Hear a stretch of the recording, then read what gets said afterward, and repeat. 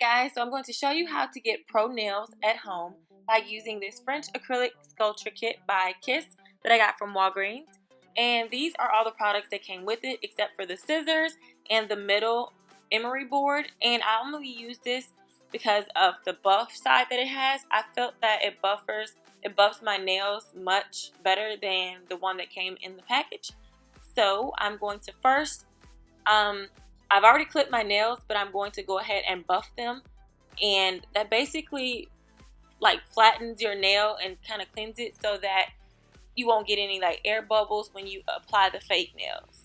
So this just basically smooths out everything. And I'm going to also use the pink side of the Emory board that they also provided, and I'm going to file my nails just to make sure that they're not scraggly. I meant to say scraggly or raggedy. So that's a new word that I made up. Okay, and this is how your nails should look. They should look smoother, but you do need to wash them so that, when you apply the nails, you won't have to worry about them coming off because of any, dirt or anything. Now, I'm going to go ahead and use the natural side, and I'm just going to fit each finger. And as you can see, this is too big. So I'm going to go ahead and use the smaller one that I think fits perfectly, and this is going to go on approximately about half of my nail because I don't want it to be too close on the tip so that it'll break. Even though the acrylic is going to go on top of it, I still don't, want any mishaps. I just want to, try to do it right. And I am not a professional, but I've been to the nail salon several thousands of times, okay? So I'm going to go ahead and use the glue, and I'm going to apply it on half of my nail. And I'm going to apply each fingernail, and I'm going to apply as much pressure for about 10 seconds, and I'm going to press down really hard, and make sure that you press down evenly on both sides so that there won't be any air bubbles or anything like that.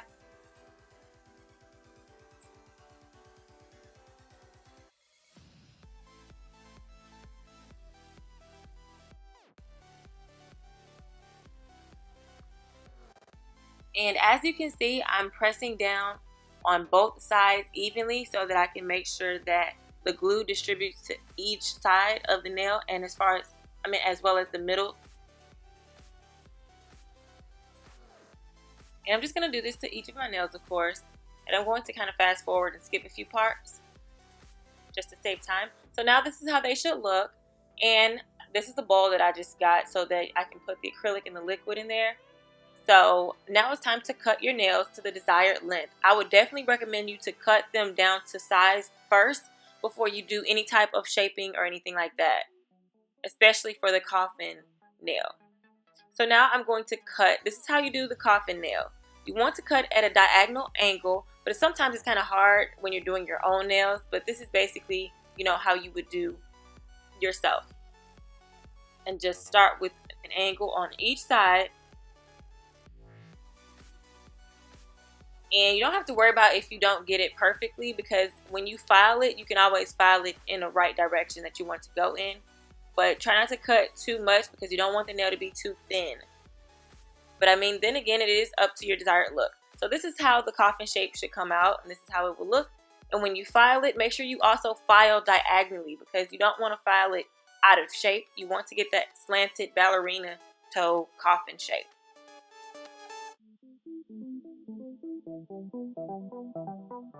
And so I'm going to go ahead with the rest of the nails and go ahead and cut for the length. Now, to be on the safe side, I will cut them longer just to decide if you want them to be any shorter.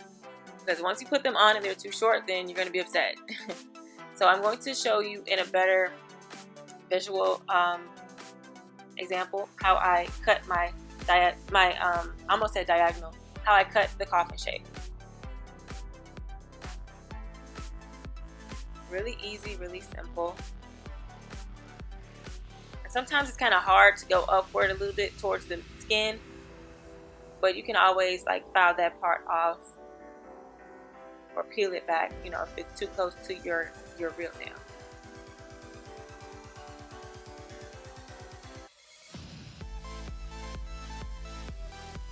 And the more you practice, the better you'll get. This is my first time actually using this kit, but this is my second time doing coffin shaped nails, so I'm getting a little bit better, in my opinion. And this is how they should look. And I'm going to go ahead and file the rest of the nails into the perfect coffin shape of my liking.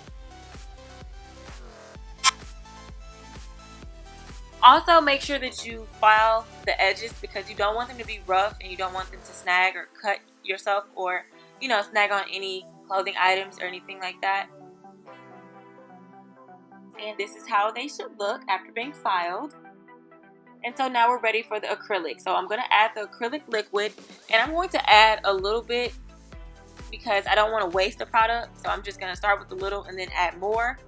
And this is what you're going to apply the powder, to get the actual acrylic that you're going to place over your nail. This is what they do at the nail shop, and I now understand why they needed, tissue paper and everything, because this process can be tricky. And this is the powder. And I'm just kind of setting things together so that I won't make any mistakes or knock it over, because this acrylic is really, really strong.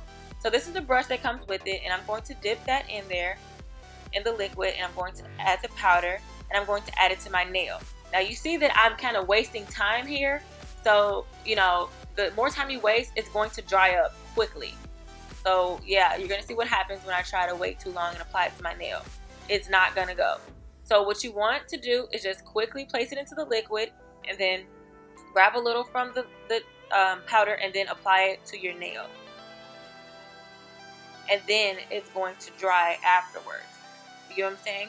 So also make sure that you do add enough of the acrylic, but you don't want it to be too thick, because as it dries, it does thicken up. But you do want to apply enough to kind of cover that indentation of the fake nail and where your real nail meets. I'm just going to make sure that I apply enough to my tips as well, and make sure that you smooth things out with the brush, and even on the sides. And if there's any pieces hanging on your real nails, make sure that you scrape that part off, because once it dries, it's going to be really hard to get it off. And make sure that you apply from the complete root or the base of the nail to the tips, and even in the front of the nail. And then it's pretty much going to dry as you move on to the next fingers.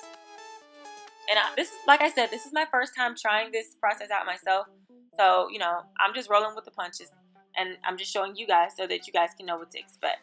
So I'm going to do this to each of my nails, and I'm going to skip to, towards another part, because I don't want this to be too long. I kind of wanted to just get to the point.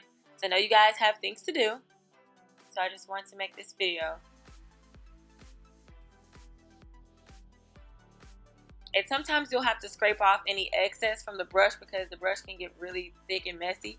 So that's why it's really neater. Well, I said neat. I meant to say neat to have, a napkin or something so that you can kind of wipe off the excess.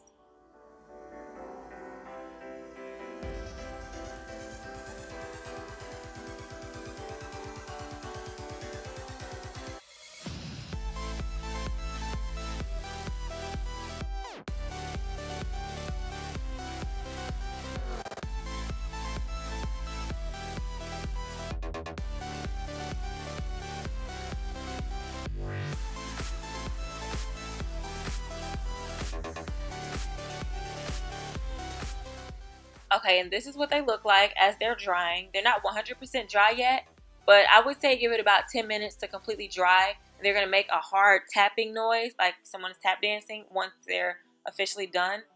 And you're going to go ahead and buff it and thin it out, basically, so that you can make them look a little bit more natural. And just, kind of smooth the surface out, so that when you apply your nail polish, it'll come on very smoothly. Or very smooth.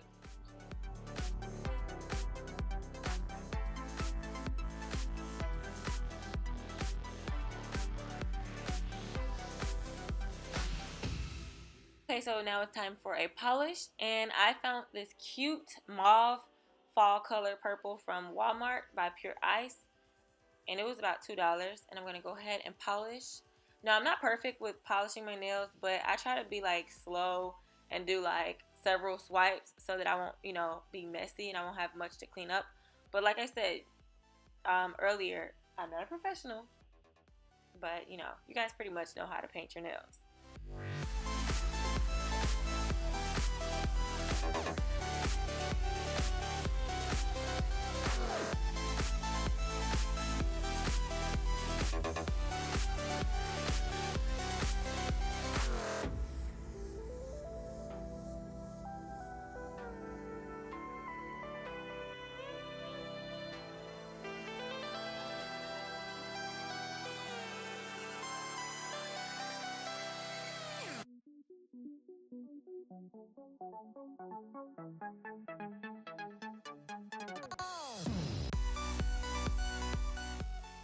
Okay, so this is the finished look, and I've already applied a top coat as well.